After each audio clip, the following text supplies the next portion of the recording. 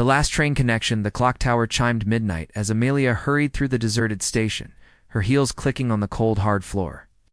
She was late, hopelessly late, thanks to a last-minute crisis at work. The sign above the platform flashed the dreaded words, "Last train to Willow Creek, departing in 5 minutes." Panic surged through her. Willow Creek was a small town nestled in the countryside where her grandmother lived. Amelia had promised to spend the weekend with her, a promise she desperately needed to keep, not just for her grandmother's sake, but for her own. She sprinted towards the train, her breath coming in ragged gasps. Just as the doors were about to close, she squeezed through, collapsing into the nearest empty seat. Catching her breath, she glanced around the carriage. It was almost empty, save for a few scattered passengers slumped in their seats, lost in their own worlds. At the far end, a young man sat by the window, his face illuminated by the soft glow of his phone screen. He looked up as Amelia settled into her seat, offering a small, polite smile. "Long day?" he asked, his voice a low, gentle rumble. Amelia managed a weak smile in return. "You have no idea," she said, running a hand through her disheveled hair. "I almost missed this train." "Glad you made it," he said. "It's a long wait until morning."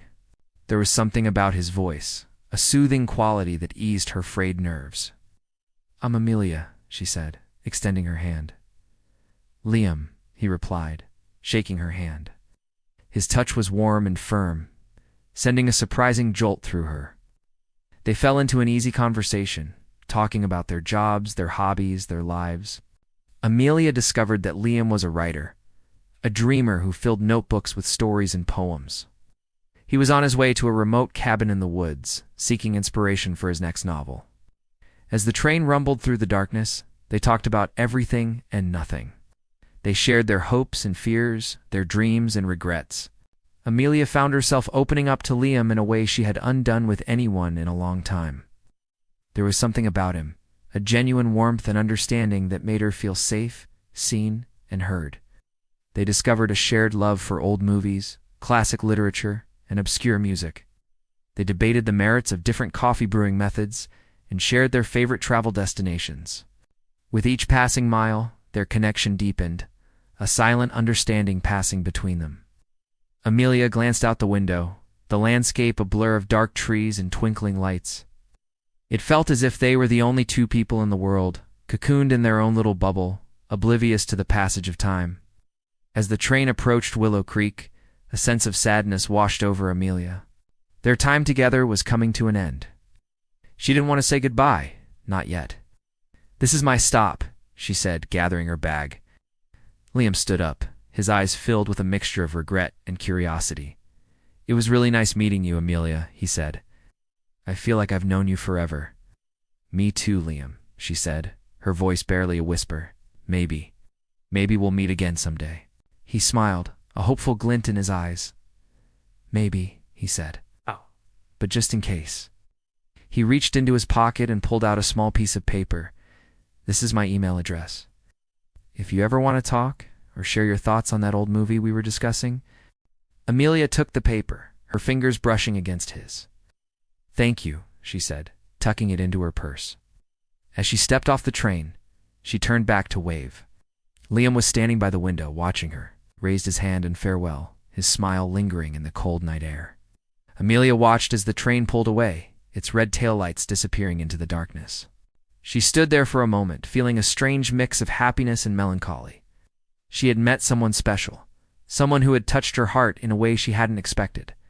But would she ever see him again? The next few days passed in a blur. Amelia spent her time with her grandmother, listening to her stories, helping her with chores, simply enjoying her company.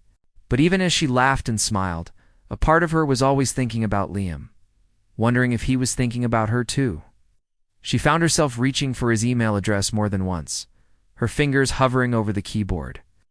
But each time, she hesitated, a wave of self-doubt washing over her. What if he didn't feel the same way? What if she was just imagining their connection? Meanwhile, Liam was also grappling with his own emotions.